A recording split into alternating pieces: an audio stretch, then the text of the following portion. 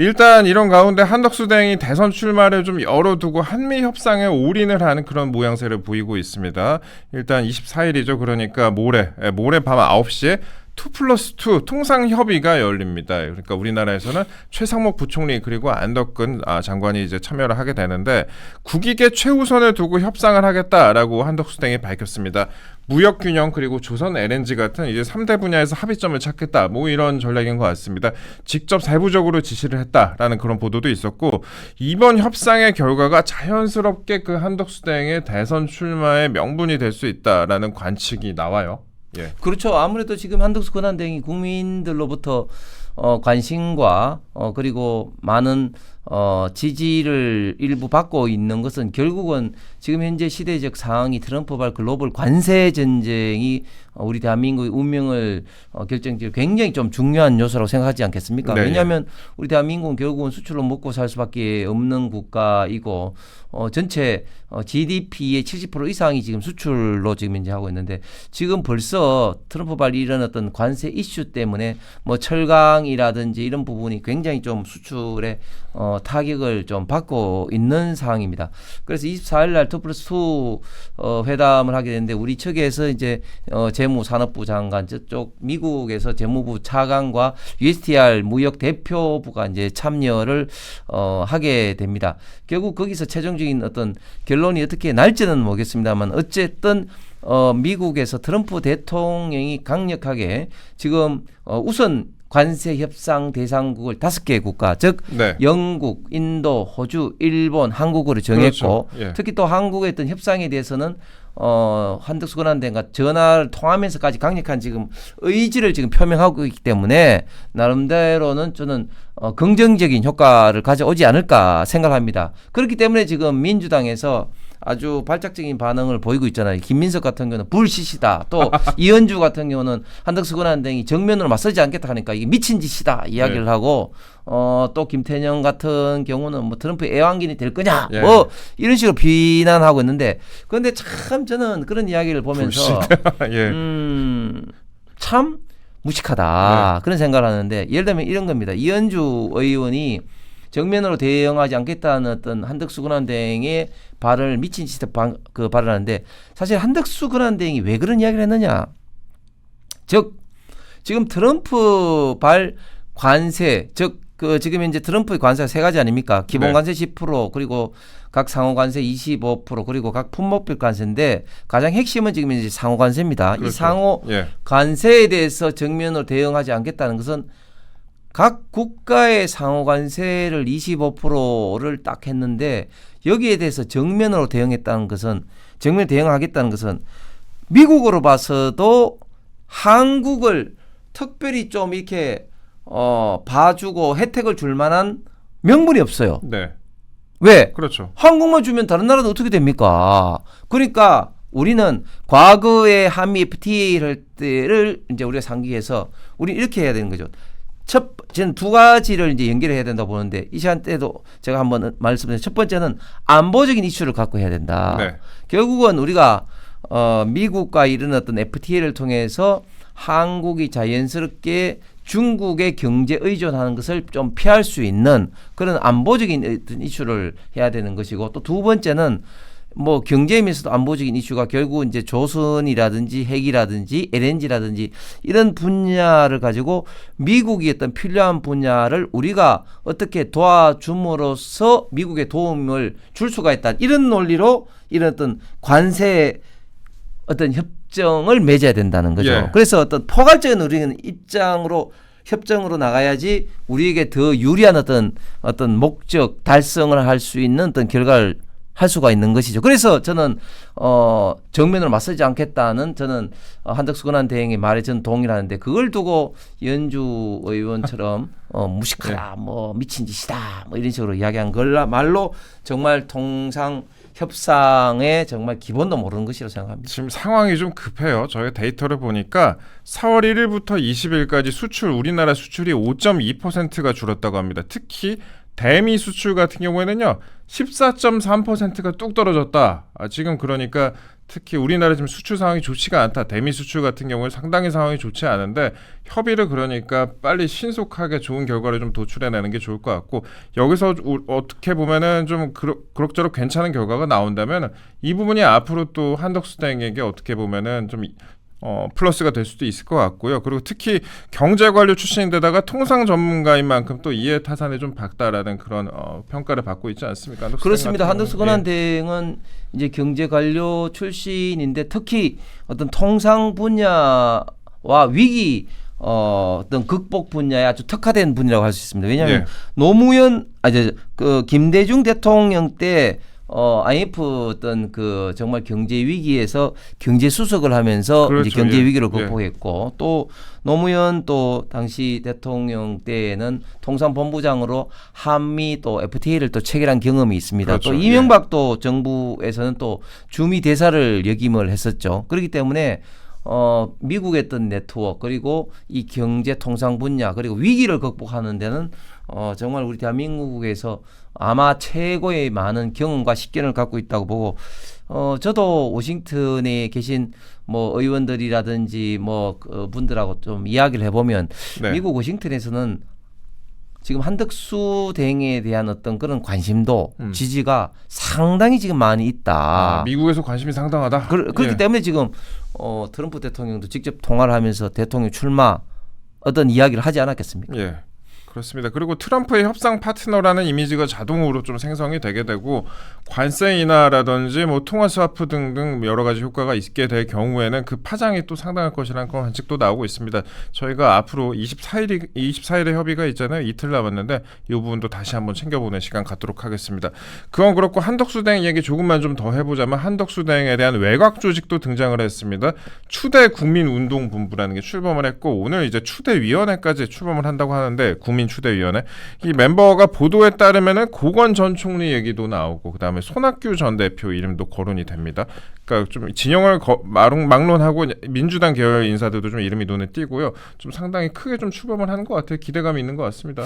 예, 만약에 그게 보도대로 사실로 드러나면 사실은 우리 대한민국 그 정치의 지금 가장 큰 하도가 이런 극심한 진영 간 갈등을 좀 극복하고 통합을 하자는 건데 그런 통합이 좀 자연스럽게 이루어지는 것이 아닌가 생각을 합니다. 뭐 지금 말씀하신 고건 전 총리라든지 손학규 또 대표 같은 경우 대표적인 진보 좌파의 총리도 하셨고 또 대표도 하셨던 대표 어떤 주자 아니었겠습니까? 그런 분들이 한덕수 권한대행 어떤 국민추대위로 합류하게 된다면 자연스러운 어떤 통합의 큰 어떤 기폭제의 역할을 할 것이라고 생각합니다. 이전에 관료 출신 대통령 후보들이 사실은 참 출마를 선했지만 맥 없이 중간에 자초를 했습니다. 고건 전 총리도 그랬고 반기문 전 사무총장도 그랬습니다. 그러면 한덕수 권한대행이 만약에 출마를 하게 됐을 때는 어떻게 될 거냐. 저는 근데 그 앞에 두 분하고는 좀 다르다고 봅니다. 왜냐하면 한덕수 권한대행 같은 경우는 지금 유일한 윤석열 정부에서 총리를 뭐 거의 3년 동안 하면서 민주당하고 그 대정부 질문 등을 통해서 엄청나게 싸웠어요. 그렇죠. 그런 걸 통해서 저는 자연스러운 좀 전투력이 좀 생겼다. 그러면서 이번에 대선 출마를 하게 되면 그런 것들이 과거 앞선 공직자 출신의 대선 후보들과는 좀 다른 모습을 저는 보일 것이라는 좀 예상을 합니다. 예, 그렇습니다. 일단 여러 가지 저희가 한덕수 대행에 대해서도 얘기를 좀 나눠봤습니다. 오늘은 어떻게 그 추대위원회가 출범을 하는지 그다음에 그 면면과 어떤 얘기가 나오는지도 좀 관심이 집중이 되는데 오늘 오전에 프레스센터에서 아마 출범을 한다고 합니다. 10시 30분에 서울 프레스센터에서 기자회견을 열고 한덕수 권한대행의 대선 출마를 요청할 예정이라고 합니다. 저희가 이 부분에 대해서는요 내일도 자세히 한번 다뤄보는 시간 갖도록 하겠습니다. 저희가 그러면요 마지막 이슈 한번 다뤄볼게요. 이거나 꼭 한번 제가 의원님께 여쭤보고 싶었는데 지금 윤석열 전 대통령의 재판 관련된 보도가 이어지고 있고요. 그 다음에 일단 보도 관련된 좀 말씀을 좀 나눠볼게요. 일단 뭐 윤석열 전 대통령이 어제 이제 재판이 있었는데 재판 내용이 좀 공개가 됐습니다. 앞에 영상이 짧게 좀 공개가 됐는데 공개가 되니까 이제 여러 언론에서 이 내용을 좀 다뤘습니다. 특히 좌파 언론 같은 경우에는 뭐 4꼭지 5꼭지씩 뽑아가지고 보도를 하더라고요. 그런데 윤석열 대통령은 일단 뭐 비상계엄 칼 썼다고 무조건 살인이냐 이러면서 이제 무죄를 좀 주장을 했습니다. 그런데 이제 좌파 방송을 보면 제가 아까 말씀드렸다시피 계엄 옹호 아니면 뭐 이 부분 또 내란 프레임으로 들어가면서 국힘의 이게 주류 의견인 것처럼 좀 보도를 하고 있습니다. 내란 프레임으로 약간 엮어가지고요. 근데 이 프레임 자체가 당을 위해서 과연 좋느냐 그런 생각을 좀 하게 하고 좋은 것이냐라는 생각을 하게 하고요. 두 번째로 그 계엄과 내란 그리고 탄핵 반대는 또 개념이 좀 다르잖아요. 그러니까 여러 지금 뭐 후보들이 탄핵 반대를 했던 후보들이 있는데 그 후보들을 꼭 계엄하고 내란 프레임 특히 내란 프레임으로 이끌어 들어가면서 당의 이미지를 좀 안 좋게 만드는 그런 식으로 보도도 나오고 있고 토론에서도 이런 모습이 좀 보여지고 있습니다. 특히 이제 탄핵 찬반을 넘어서서 프레임을 어떻게 보면 내란으로 끌고 들어가는 특정 후보들의 프레임도 문제다라는 그런 비판도 나오는데 이런 부분에 대해서 어떻게 좀 보십니까? 예, 그 이동재 앵커의 말씀에 전적으로 동의합니다. 지금 내란 프레임에 들어가는 것은 좌파의 어떻게 보면은 유혹으로 그냥 빨려 들어가는 겁니다. 네. 빨려 들어가는 겁니다. 그냥 좌파들의 어떤 홈그라운드로 빨려 들어가는 겁니다. 즉 내란으로 좌파들은 이제 확정을 짓고 이 내란에 동조를 할 거냐 말 거냐 뭐 이런 어떤 프레임인데 아니 그 지금 헌법재판소에서 비록 윤석열 전 대통령이 탄핵 인용이 됐지만 그것이 헌법상의 어떤 파면 결정이었지 내란 확정이 아니지 않습니까? 네, 예. 그런 가운데 우리가 왜 내란이라는 어떤 프레임에 스스로 우리가 빨려 들어가는 겁니까? 말이 안 되는 것이죠. 이것은 지금 이제 형사재판에서 지금 이제 그 판단을 앞으로 해야 될 사항인데 자, 우리가 과거를 거슬러 올라갔을 때 2017년도 박근혜 대통령이 당시에 그 국정 어떤 농단 뭐 등등으로 인해서 파면이 됐지만 그 이후에 뭐 국정농단 혹은 또 뭐 뇌물 이런 것들은 다 무죄로 다 결정이 났습니다. 예, 예. 그런데 딱 그 유죄로 된 것은 소위 말해서 직업 선택의 자유를 침해했다. 즉 어떤 대기업들이 경영을 이렇게 해야 되는데 뭐 이렇게 그 미래재단 등등의 뭐 돈을 뭐 지불하게 해서 직업 선택 자유를 침해했다는 말도 안 되는 그런 논리를 가지고 결국은 이제 입증이 된 식으로 이제 역설적으로 됐습니다. 그렇죠. 자, 그런 어떤 우리 과거에 했던 그런 경험도 있는데 지금 우리가 내란으로 스스로 이렇게 단정을 짓고 내란 프레임 운운하는 어떤 그런 이야기는 굉장히 저는 좌파의 어떤 선전선동에 우리 스스로 지금 이제 뭐 말려 들어가는 것이다 이렇게 네. 생각을 하고 또 두 번째 비상계엄과 지금 탄핵 반대는 분명히 다른 것이죠. 네. 분명히 다른 것이죠.